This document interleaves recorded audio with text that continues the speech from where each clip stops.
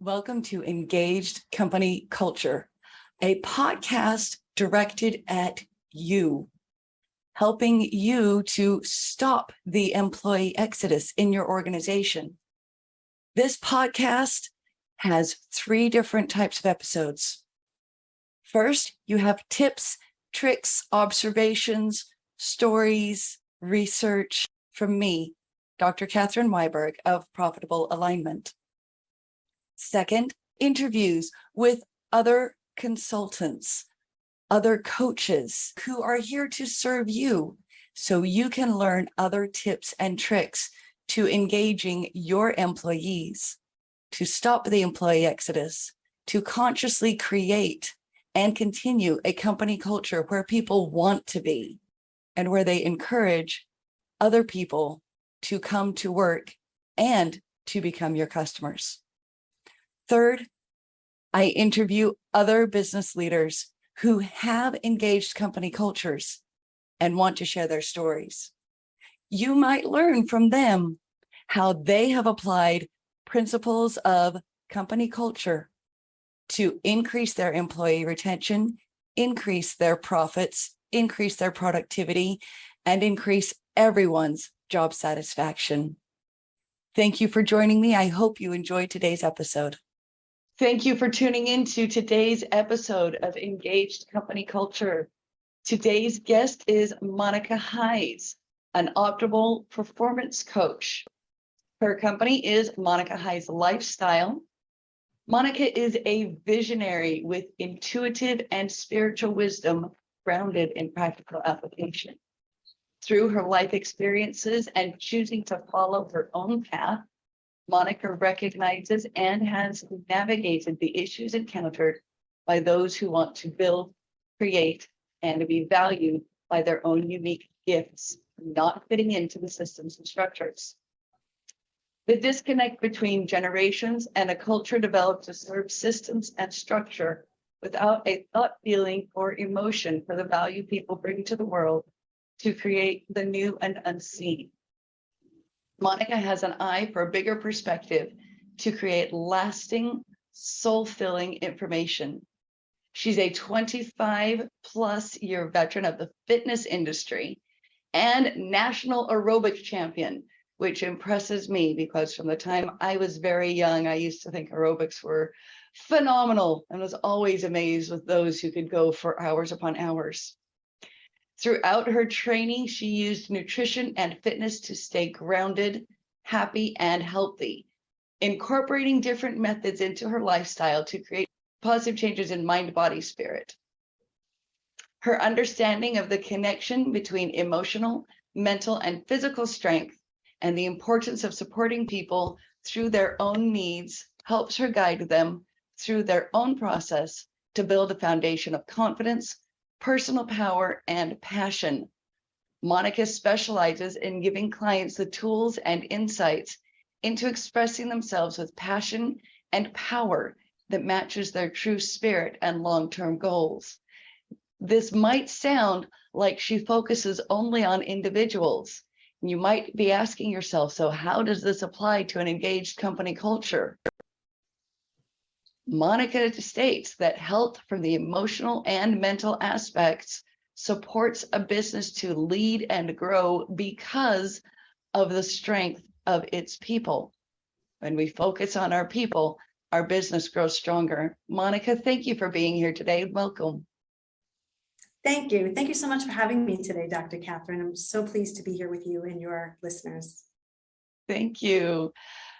With all of your background and all of your effort on mind, body, spirit, health, fitness, and conscious self-creation, what challenges you most in your work? Being able to have people and businesses recognize there's more to it than what we see. The challenges lie in trusting in one's own intuition and the action steps necessary in order to create the changes, because they come from an inner knowing without necessarily being seen in the outer world. So what do you find most rewarding in your work? The reward is watching people in their capacity to be willing to take on the new, putting the new systems in place that make them feel something, that really connect to their heart and their depth of who they are. And in that, as they move forward, recognizing that the old wasn't necessarily their best suited or working well for them. And this happens in a company as well. When you give people the opportunity to really go in the direction that's true for them, and they take the actions, really the reward comes from watching them have a feeling and a connection to that step forward. That is fantastic. I like that you talk about recognizing the past and looking at how it has influenced the present. You know, in my own reframe, rewrite, redesign model, it is looking at what behaviors brought us here and what can we learn from this.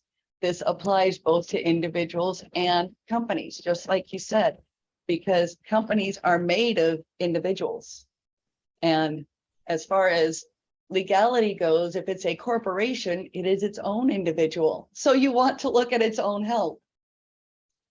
What is important for businesses and for corporate cultures to see today that is shaping the way businesses are evolving?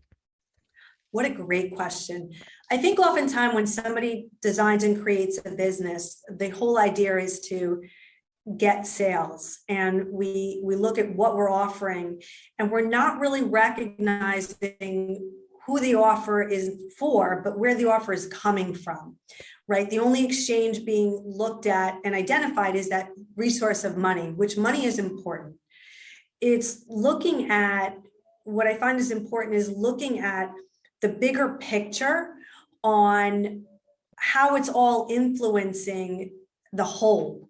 So when somebody's leading a business, looking at identifying the people that it's going to work for, identifying the people that are working for them, identifying how that is all communicated on the inside and out. So really taking a more holistic approach to a business system and a structure, as opposed to the old model, which was setting up the system and structure and having people just be producing, not even productive necessarily.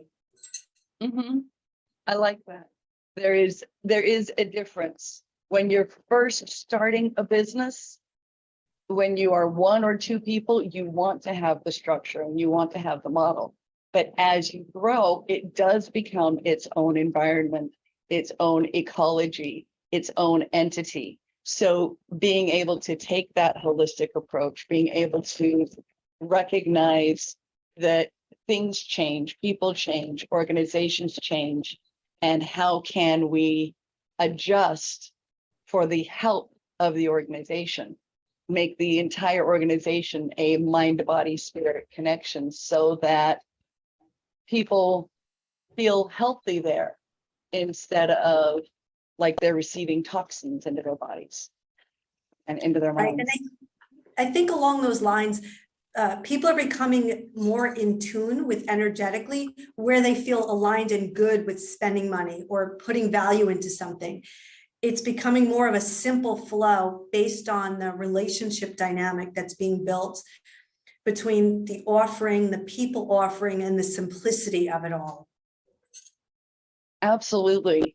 Absolutely. Sometimes we forget that the simple makes a difference and that it can actually make a really big difference. Small changes can make huge differences. I love that. Well, James Clear in Atomic Habits talks about making 1% changes every day in order to get the compound interest of change and growth and getting closer and closer to a new level of excellence or closer to perfection or mastery. And that's exactly what we're looking at, is just the small and simple things can make a big difference. Monica, tell me what drew you to this line of work, especially the evolution of where it is right now. Oh my gosh, I love that question. So I earned a degree in nutrition and fitness from college, and I had lost both my parents during college, and my parents were very healthy. I grew up in a household where nutrition and fitness was a main part of our world. So emotionally and mentally, my mother, I felt, didn't have support that she needed support from friends, family, based on her spirit of being such a go-getter and ambitious. And my father really, his level of mindset was very stuck. And I could see that as a young person, like a young adult. So when they had died, that just threw me into diving into my work in fitness. And that was going to be a clear path for me. I also understood mentally and emotionally there were components with it because I saw it firsthand. And what I had to start to understand was it wasn't just the mental and emotional, it was the systems and structures that my parents were living in that was creating that. The communities, I'm going to use the word religious beliefs of sorts, or the communities within the religious community they lived in, the way they interacted with other people, those systems and structures, the way they did their finances or who they banked with. And the one thing I always knew was tried and true was the way we did fitness and nutrition. So I had a very clear understanding of what that looked like from a very simplistic, holistic, healthy perspective. And as I evolved in my fitness career and I was teaching group fitness classes and I was working for companies, these companies were growing and they needed my help because I had skills to teach and I had so much passion in it. So I was able to go in there and fulfill this common ground for the two of us. They wanted to grow and build, and I wanted to exceed and excel in my career to help people. And there came a time when that area of fitness had reached its peak, because now all of a sudden they wanted to bring people in that they were going to pay less money and didn't have as much skill set or training because it was going to make it easier for the business and bring in more profits. And I knew this. So I went out and I opened my own studio because I knew that I could provide a level of service and a quality that was important to me and ingrained in my whole beingness. And as that went, I also started to realize that the environment that I was in, as much as I loved my clients, the work I did, the environment I was in wasn't filling to me. And I could no longer neglect that part of myself, that I needed to be in an environment that was just so soul-filling and rich for me. So I took my work online, and this was many years ago, and I reinvented how I was going to be doing my coaching and what it would look like. I took on jobs so that I would understand environments and cultures. I took on jobs in like a shoe store, just to understand buying habits of people and where people are in terms of their culture, what they value, right? And then as I moved out of New York and I moved to South Florida and I moved to Orlando.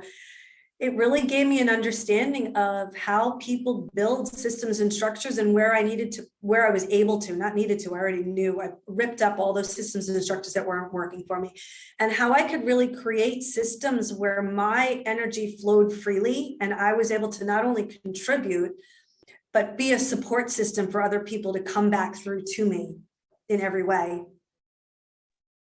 That is beautiful.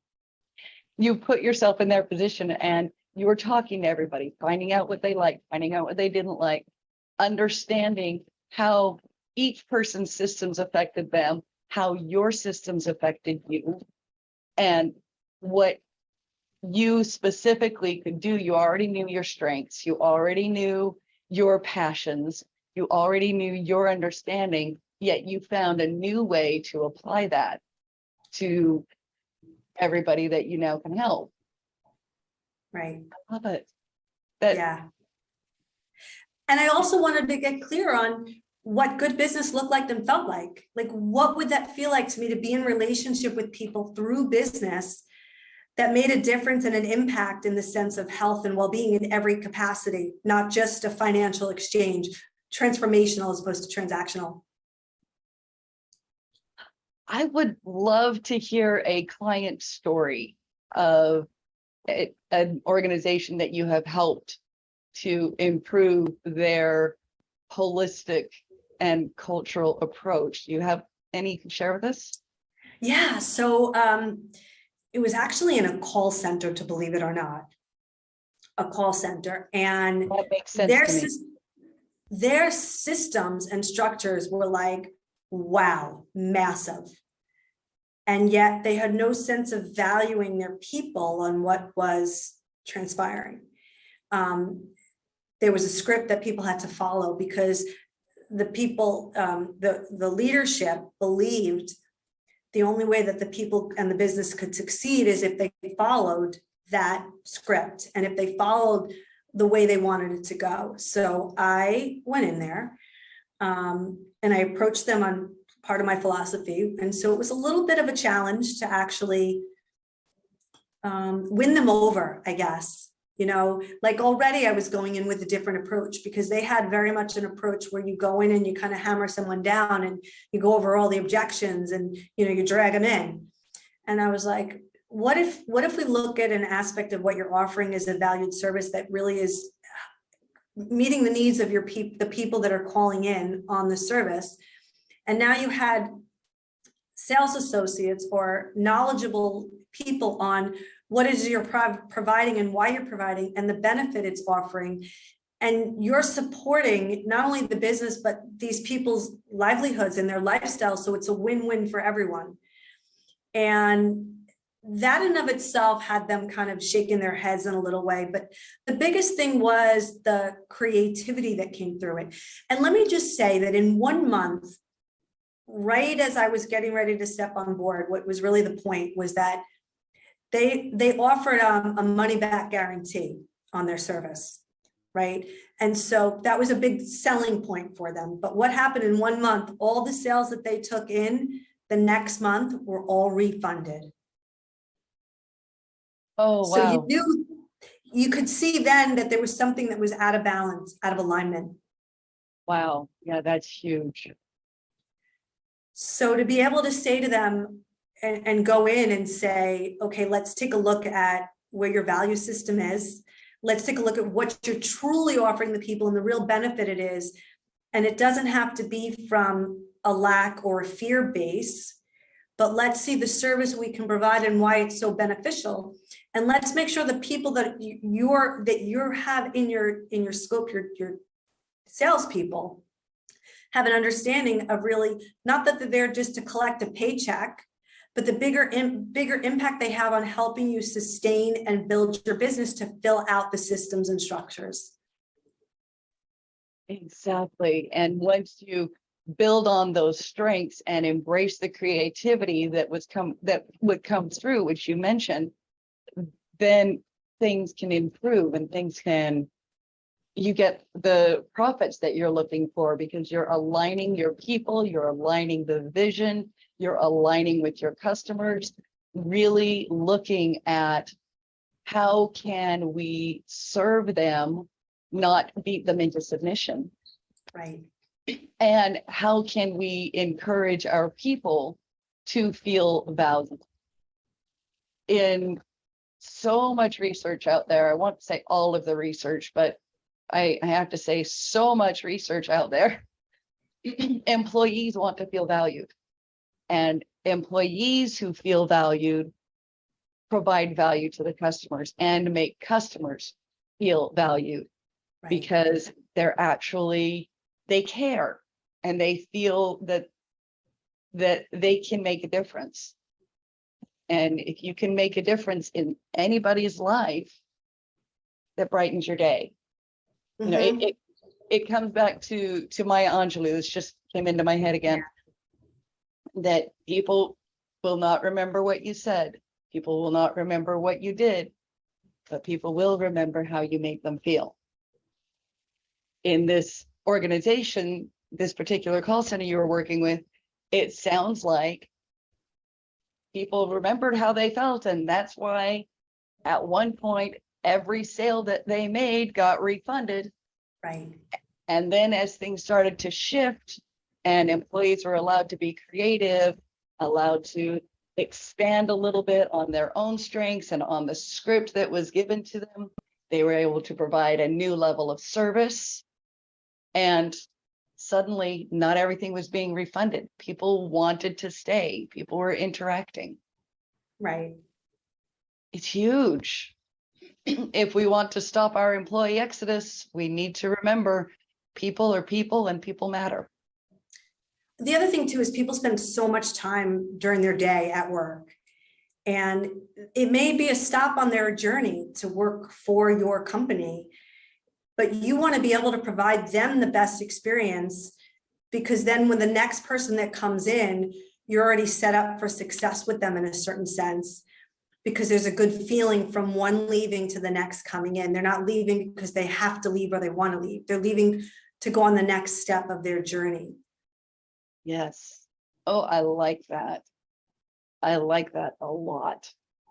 You also mentioned that business and sales can be a transformational experience instead of just transaction.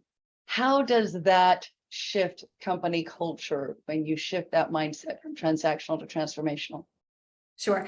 It's one of my favorite things, moving through the transformational. So it shifts because when we move from, typically we've moved from in business, pain points, trying to fix people, solve problems. But there's a level when we're really going to excite people to help them enhance their lives, make their lives better in some way. And we're really having them see a vision or feel something that's going to connect them to something that they feel, right? So not necessarily going to the gym because all of a sudden they're going to do all this hard workout and they're going to lose all this weight. And that's like, but they're actually going to start on habits that are going to create healthy patterns for them. And they're going to wake up and feel better, right? So it's a different process that you're moving them through. And when you have that concept of transformation, they start to build the habits and they start to build their own structures and systems in that direction. I love that, looking at the habits, looking at their current status quo, challenging their current status quo, and making changes in their today because they want to redesign their future. It's all about taking the small changes, Yeah, and making the small transformations that can completely change the individual and completely change the company culture. Love right. that. Yeah. And so when you have something that's a transaction, there's really not much feeling and emotion that is invested in it. And when I say feeling and emotion, meaning we have an energetic body, we have feelings and emotions are part of how we live. And so when people now go to shop or to go do something or have an experience, it's most likely that they want to do something that's going to be aligned for them, where they're going to spend money, where they feel right. And so they're going to start to just feel in their inner knowing and their intuition. And we don't want people to turn that off. We want that to be a part of it. Absolutely. Monica, I am loving your perspective and everything that you're sharing about how we can go from small to large and make changes, and that it's holistic. I was going to say it's all encompassing, but you were mentioning earlier holistic, so that's what I'm going to use. So I'm going to put into our show notes all of the ways that people can contact you. But if somebody wants to reach out to you and say, I want to learn more about how you can help me develop a holistic mindset, holistic approach to my organizational culture, what's the best way for somebody to reach you? That would probably be through my email, which is my initials, mh@monicaheislifestyle.com. Fantastic. Monica, from this conversation, what is the most important thing that you want people to remember and act on today? Perspective is one, and knowing that there's a huge shift and change in the way the world is moving for the better. And even though things may look like they're falling apart, there's actually the birthing of the new. And in that, our sense of being, our value as people and business is coming into more of a tried and true alignment for the betterment of the world. So what I really want to share and encourage people is to look for ways to positively find to be able to listen to people more and to be able to implement some new strategies or systems, not because you have to, but because you're recognizing this level of change and this value that's happening globally is important for us as people to move to our next level of growth in business. That is fantastic. Monica, thank you so much for being here. I hope that all of our listeners and viewers have enjoyed this episode. I have enjoyed Monica's perspectives, seeing how everything can align, how easy and yet challenging it can be to make the small and simple changes to create true transformation in individuals, in ourselves, in our coworkers, employees, and overall company culture. Monica, thank Dr. you. Catherine. Everybody have a wonderful day. Thank you for listening to or viewing today's Engaged Company Culture episode. I hope you have enjoyed the episode. I hope you have learned something and have something that you can apply today to engage your company culture and encourage your employees to enjoy work, looking forward to Mondays instead of only looking forward to Fridays. If you liked this episode, please share it with someone else you know. Also, like and subscribe to Engaged Company Culture anywhere you listen to podcasts. Thank you and have a wonderful day.